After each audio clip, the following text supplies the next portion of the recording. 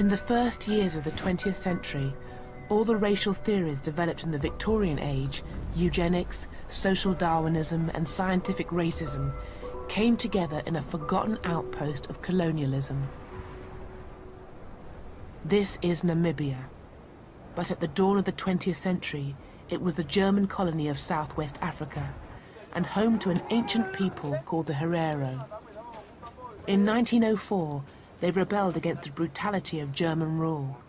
What followed was to prefigure the worst crimes of the 20th century. The Germans committed innumerable massacres and atrocities, but they were unable to hunt down and destroy all the Herero people across such a vast landscape. And when the Nama, another of the Namibian peoples, rose up, the Germans turned instead to a recent invention, the concentration camp.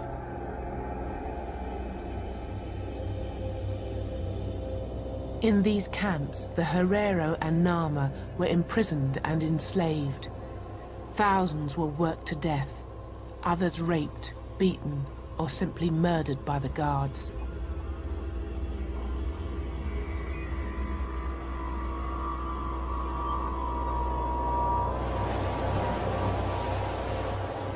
The most infamous and deadly of the camps was at a place called Shark Island.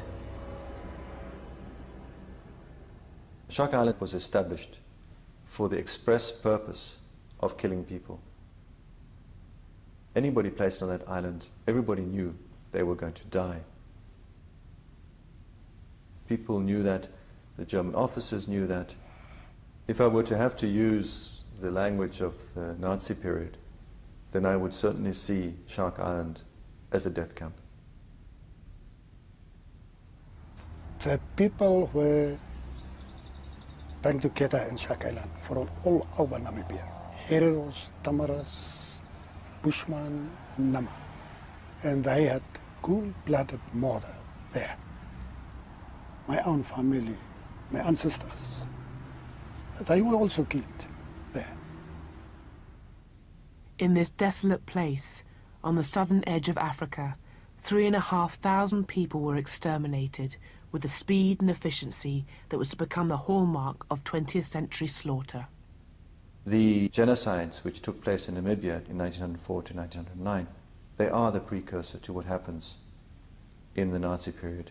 They are the precursor. They have the same symptoms in the sense that you can see the bureaucratization of mass killing. And this, for me, is the central thing. This is not just killing for killing. No. It's a combination between killing and bureaucracy. Today, Shark Island is a campsite for tourists. The Africans who were frozen and starved to death here have been almost erased from memory.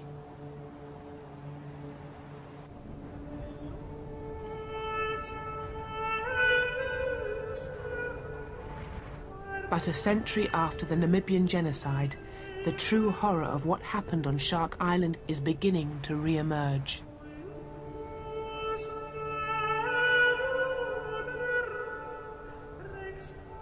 In a recently discovered mass grave, just a few kilometers from the site of Shark Island, lie some of the victims of the 20th century's first genocide.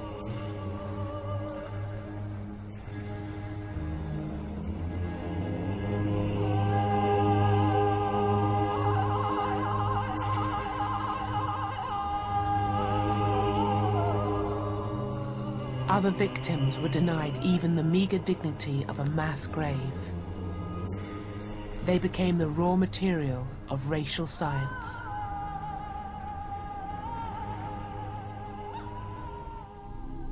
Their skulls and even severed heads were sold to museums in Europe and used to prove the inferiority of Africans.